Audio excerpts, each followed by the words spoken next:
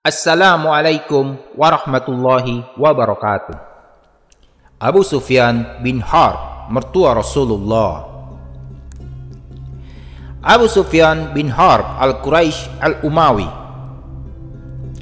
Ia memeluk Islam pada penaklukan kota Mekah, dan setelah itu ia menjadi muslim yang taat, yang baik keislamannya. Setelah memeluk Islam, ia turut serta di perang Hunain dan perang Yarmuk menghadapi Romawi. Allah memuliakan Abu Sufyan dengan menjadi salah seorang sahabat Rasulullah, bahkan menjadi mertua beliau, dan di masa tuanya beliau mengalami kebutaan. Nama dan nasab: dia adalah Abu Sufyan Syarq bin Harb bin Umayyah bin Abdus Syam bin Abdul Manaf bin Qusay bin Kilab bin Murrah bin Ka'ab bin Luay bin Galib bin Firra al-Quraisy al-Umawi. Ia dilahirkan 10 tahun sebelum tahun gajah dan memeluk Islam jelang peristiwa Fatu Makkah atau saat Fatu Makkah. Sebelum memeluk Islam, di perang Uhud, Abu Sufyan adalah pemimpin pasukan kafir Quraisy di Mekah.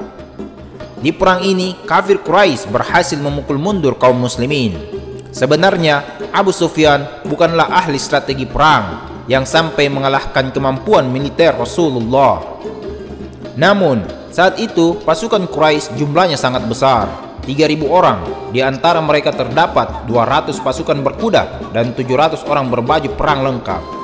Fatalnya lagi, pasukan kaum muslimin menyelisihi komando Rasulullah. Sebelum memeluk Islam, Abu Sufyan juga pernah menangkap salah seorang sahabat Rasulullah yang bernama Zaid.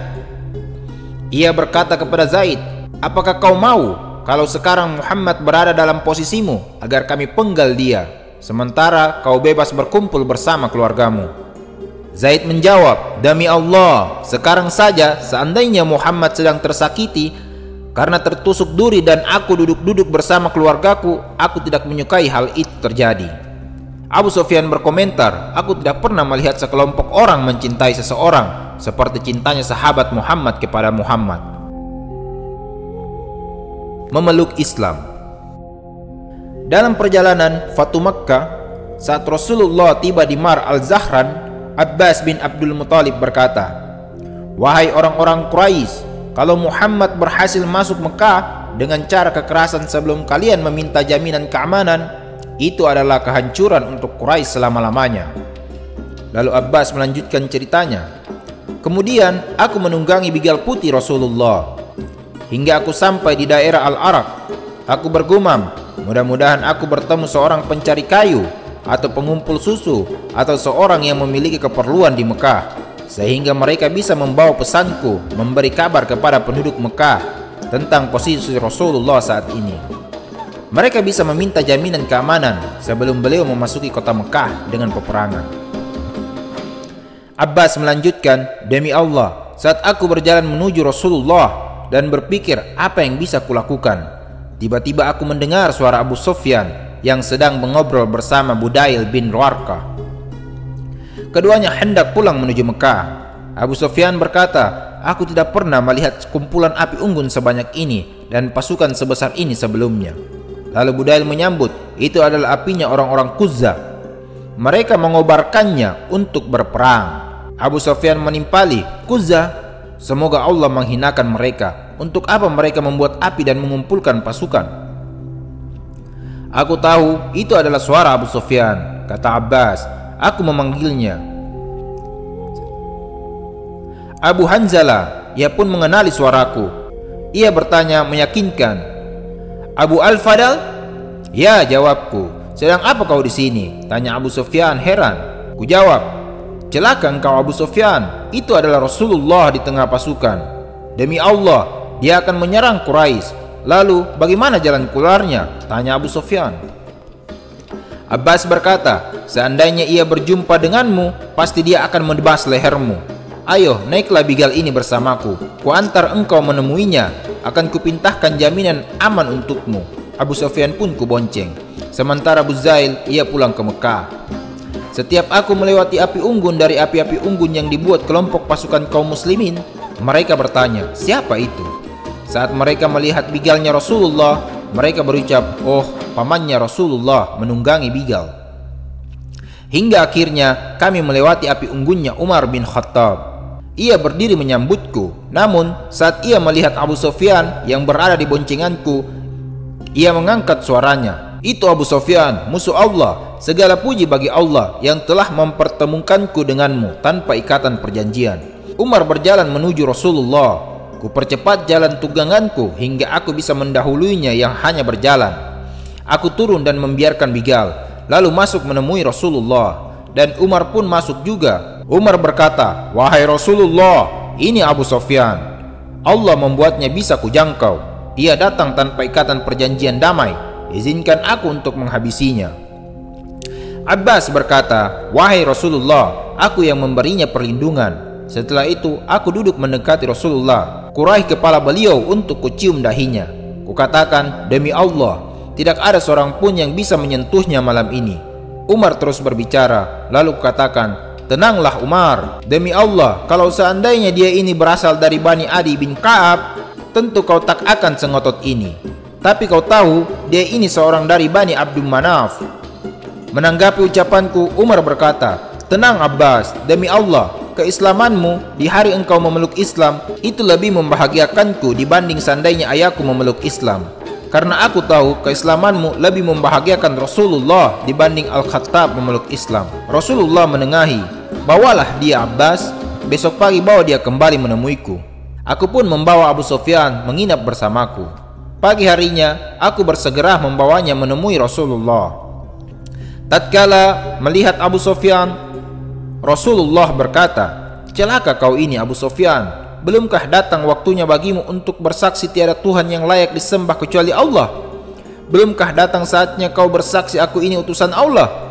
Abu Sufyan berkata, "Demi ayah dan ibuku, betapa sabar dan mulianya Anda.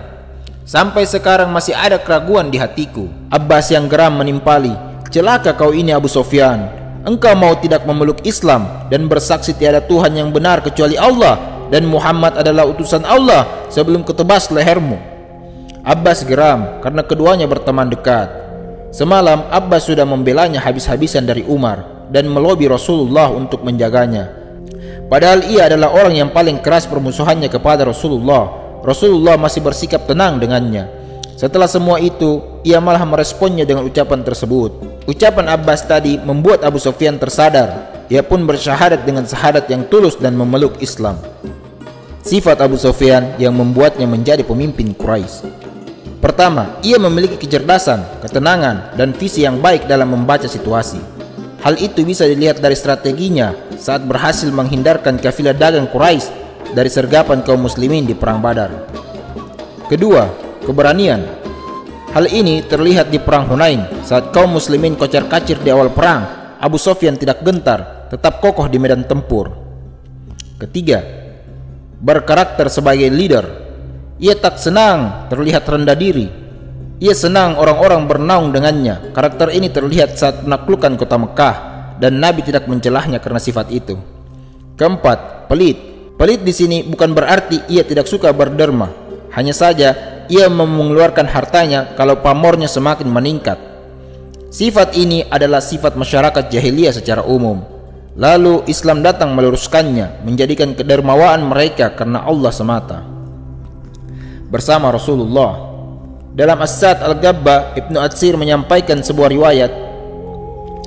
Di hari Fatu Makkah, panji perang dipegang oleh Sa'ad bin Ubadah. Lalu ia melewati Abu Sufyan. Saat itu Abu Sufyan telah memeluk Islam.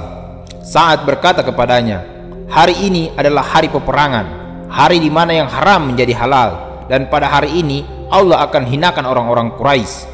Lalu Rasulullah lewat bersama batalion Ansyar.